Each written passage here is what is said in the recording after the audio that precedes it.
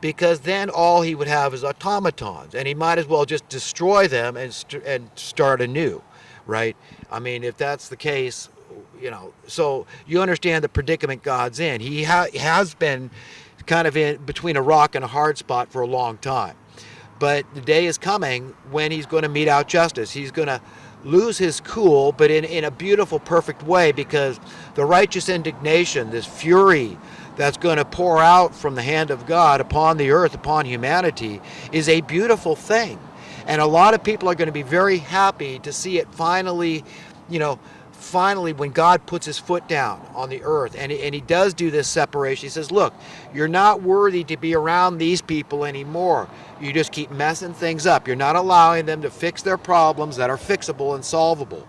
All these social ills are all related to economics, and all this political madness and divisiveness is just a concoction from the pit of hell.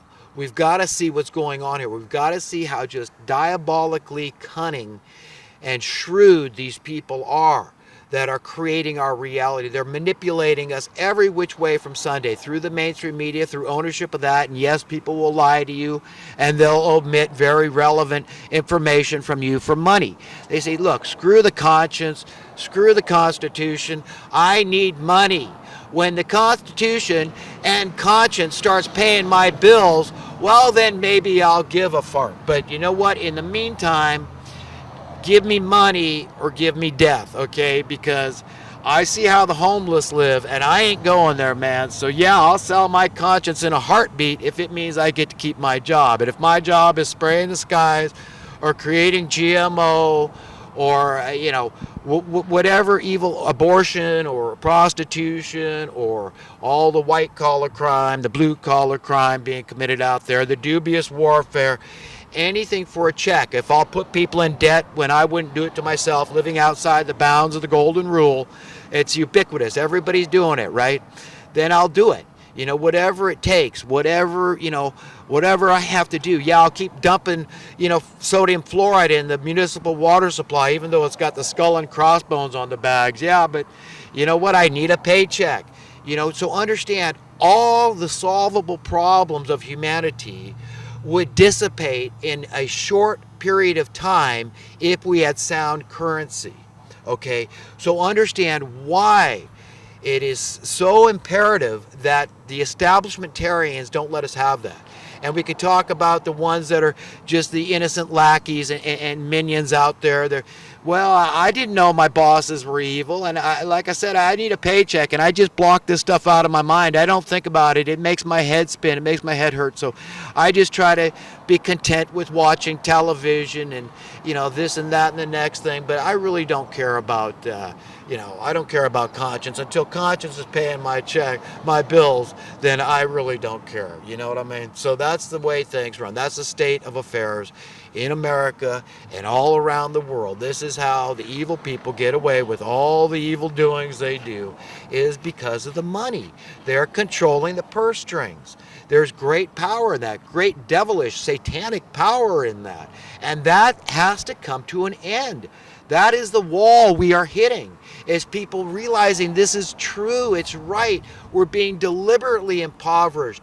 And another term for that is oppression. No ifs, ands, or buts about it. That is not an archaic term.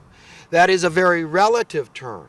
So understand, let's establish that as matter of fact. We are deliberately being impoverished through unsound currency because we've got unsound rulership, and these people have to be thrown down. We have to take over the money printing operation. That's we the people, and decide our own financial destiny and say, no, we're not going to prescribe to this idea that in order to save the earth, we got to make everybody poor. We say, why don't you release the clean energy technology patents out there that you're keeping suppressed because it's not in the interest of the oil companies that you release this stuff. We can't have all these cars driving on water, hydrogen on demand. I mean, our business would collapse. You understand, this is the pretext. This is the context for what they're doing here with the impoverishment. So we've got to at least settle that much to say, look, stop blaming the poor. Stop blaming the effect of the problem, the homelessness. Don't you understand? They cannot let abject poverty end. And we're talking about poverty to the point of death, and that is not hyperbolic. That's a matter of fact. People die every day on the streets of America, the greatest nation in the world, the most powerful nation in the world. People are dying out on the streets every single day, okay? Because of abject poverty, abject tyranny and oppression. That's what's going on here. So they're murdering people, committing genocide right under our noses, and we're letting it go. And we're saying, oh, well, look at them. They're drunks. They're drug addicts. They're lazy. They won't get a job, this and that and the next thing. Instead of saying, looking at this from God's point of view, and look at these people are the ones feeling the effect the most. These are the ones that fit in the least. Okay, these are the ones that God is a champion of. Anybody calling themselves a Christian and you're not a champion of the poor, man, you are not a Christian. I mean, I'm just stating a fact. That's it. You've got to be. Look at the teaching of Jesus. He said, look, the poor, I want to take my place. So you want to honor me? You want to do something for me? You who are afraid of spending a few bucks on some perfume that got poured on my feet and my head, prepare me for my burial? You're gonna scold this woman for spending that money and doing this for? Yeah, don't give me that. Look. Now here's what the order is. You take care of the poor. You say you love me, you care about me, you do something. You bind up the wounds. It's like a wound. That's what it is. Poverty is a wound. It's an inflicted wound by the beast, by Satan, by this evil system.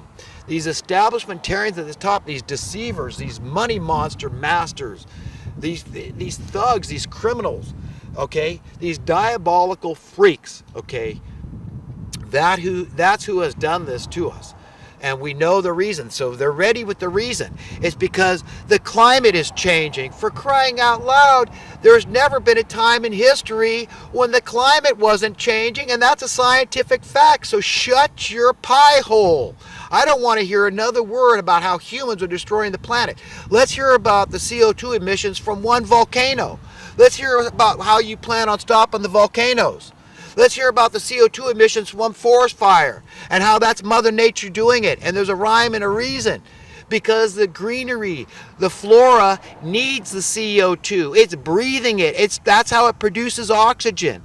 Let nature do its things. Mother Nature and God are smarter than you evildoers that are doing this to us. So let's settle, things right now, and let's establish that everything that's happening to us is happening on purpose. All our problems are maintained because it's in the interest of the establishment, okay? Do you understand? If your currency was worth more every day, you understand how that would lead to prosperity. Without needing COLAs, you don't need a cost of living adjustment because automatically it's worth more according to the law of supply and demand. Look at the VCR. It should have happened with everything, housing and food, everything. Okay, so your money is worth a lot more. Do you understand how all the problems start going away? If the crime went away, all the people employed in the prison industrial complex, the vast majority, would be out of work. The same with the dubious warfare industry. The same with the debt industry. Do you understand where this leads? All the people that would be rendered irrelevant. The social welfare industry. All the government that's acting like fascists. I'm probably going to title this video, Crony Capitalism plus pseudo-socialism equals rabid, flagrant fascism.